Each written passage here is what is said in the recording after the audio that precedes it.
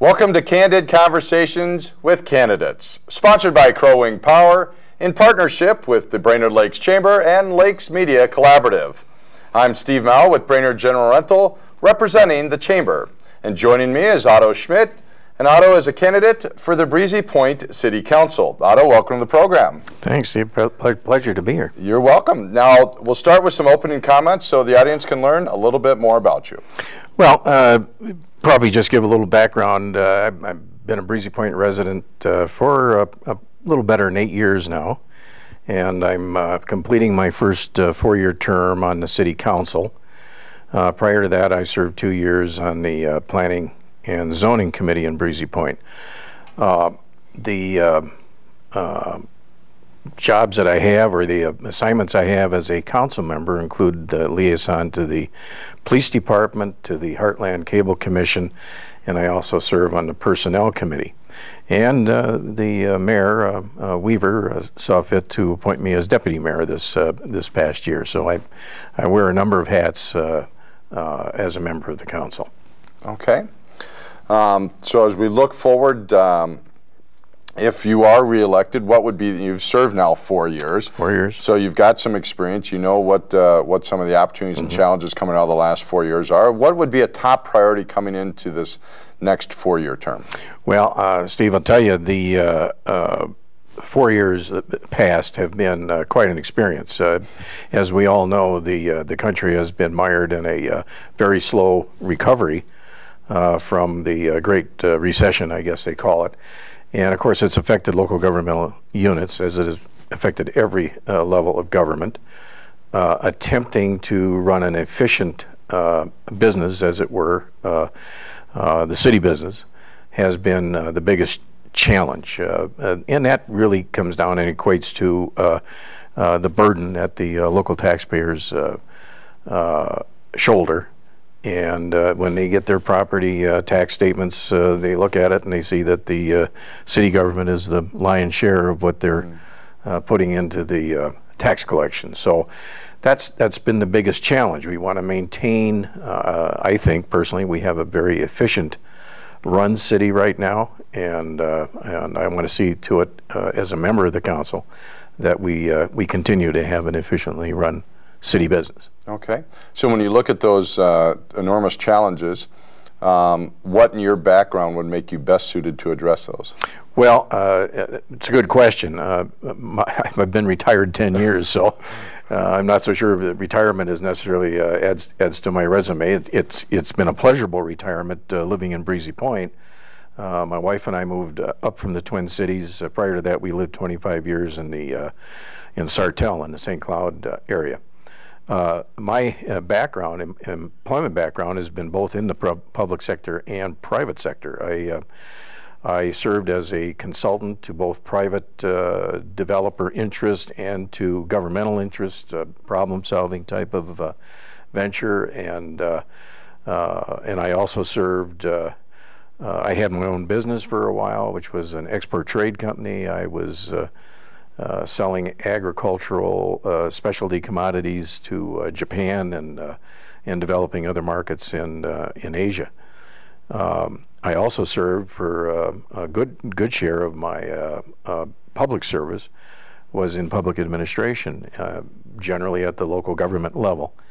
And I also served as a regional director for a economic development organization in Oregon, and also for 2 economic development organizations in Minnesota. So I think I come well prepared to look at the options and make some recommendations to the council as a whole, and move the city of Breezy Point forward. Okay.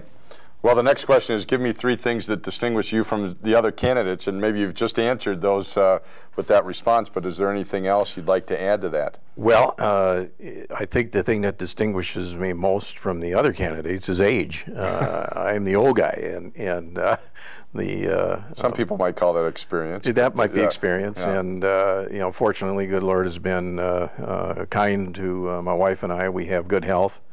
And, you know, we may be slowing down a bit, but I still think I have the energy to serve. Okay. So as you look at some of those challenges you referenced earlier, budget priorities are always an issue. As you referenced, folks are looking at their local property taxes, and that's a lion's share of that number.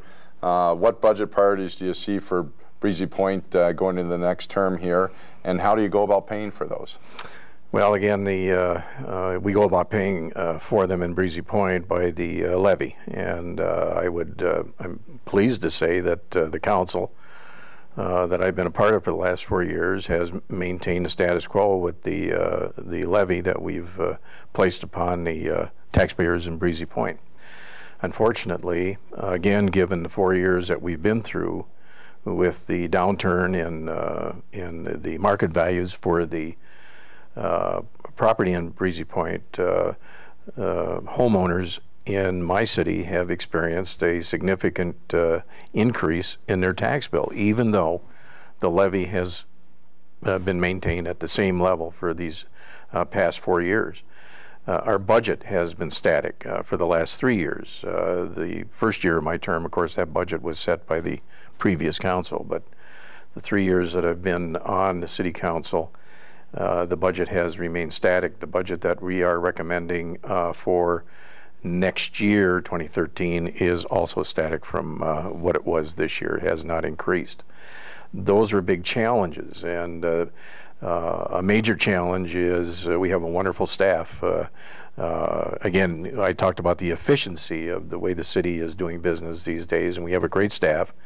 You'd like to reward those folks for their good work, but you can only do so much.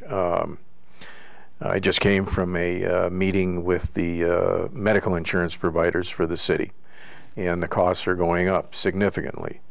And that's a challenge to figure out how in the world we can provide a benefit to the employees at a reasonable cost to the taxpayers in the city. We'd like to do some other things relative to parks. But I have to say, one of the primary objectives I have, I'd like to see a diversity of our tax base. Breezy Point is sometimes confused with the resort as being the city. The city is obviously far more than just Breezy Point Resort. We have almost 2,500 people living in Breezy Point. We're the third largest city in Crow Wing County. A lot of people don't understand that. On the weekends, our population swells by a significant number because of the tourist attraction of the resort and the environment that the people come up north to see. So that requires us to maintain a significantly large police department to provide public safety to those of us who live there and the guests who come to appreciate our Northwoods environment. Okay. Any community partners that you see that you could reach out to in this next term that would help bridge some of those challenges? As far as other communities are concerned? Other communities or organizations within the community? Well, I certainly think there's resources out there that we should be investigating. The Brainerd Lakes Area Development Corporation, for example, came up and made a presentation to the City Council. I think there's some things there that we are interested in pursuing with Bladek. I'd also like to see some things happen with Bladek that might assist the city in seeing us diversify our tax base. Okay. We would like to bring in other private sector opportunities so that the people who live in Breezy Point can also work in Breezy Point. I think that would be important. Okay. Well, it looks like our time's up, but I want to thank Otto and our audience for joining us on Candid Conversations with Candidates. You can visit this and other interviews online at our online voting guide at www.votebrainerdlakes.com. And please remember to vote on November 6th.